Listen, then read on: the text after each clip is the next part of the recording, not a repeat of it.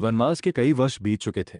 अयोध्या से दूर दंडकारण्य के घने वन में भगवान श्री राम, माता सीता और भ्राता लक्ष्मण तपस्वियों की भांति जीवन व्यतीत कर रहे थे। यात्रा करते करते वे गोदावरी नदी के तट पर बसे एक रमणीय स्थल पंचवटी पहुंचे। वहां की हरियाली, नदी का मधुर प्रवाह और शांत वातावरण मानो उनके वनवास को सहज बना रहा था। लक्ष्मण ने पत्तों और लकड़ियों से एक सुंदर कुटिया बनाई।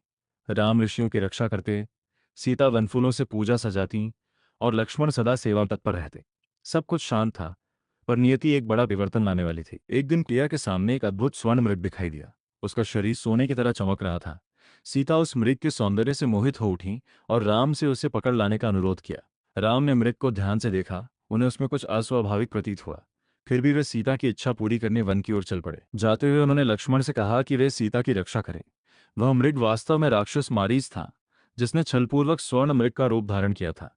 वन के भीतर राम ने जब बाण चलाया तो मारीच अपने असली रूप में प्रकट हुआ। मरते समय उसने राम की आवाज में पुकारा, हा लक्ष्मण, हा सीते। कुटिया में वह स्वर सुनकर सीता व्याकुल हो उठी।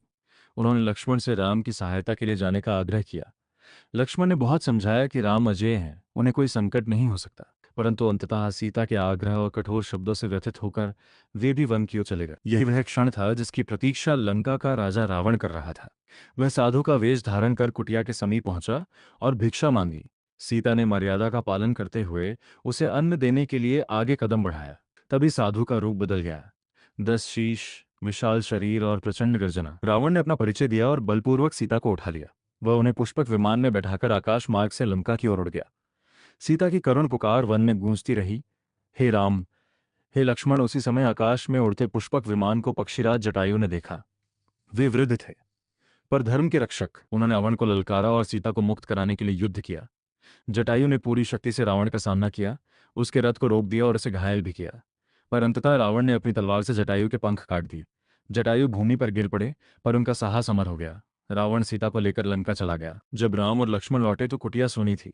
राम व्याकुल होकर वन वन सीता को खोजने लगे। तभी उन्हें घायल जटायु मिले। जटायु ने अंतिम श्वासों में सारी घटना बताई। राम की आंखों से अश्रु बह निकले। उन्होंने जटायु को पिता समान सम्मान देकर उनका अंतिम संस्कार किया और प्रतिज्ञा ली कि वे अधर्म का अंत करेंगे। सीता हरण केवल एक घटना नहीं थी, वह धर्म और अधर्म के बीच महायुद्ध की घोषणा थी। एक ओर अहंकारी रावण, दूसरी ओर सत्य और मर्यादा के प्रतीक राम। यहीं से रामायण का युद्ध आरंभ होता है।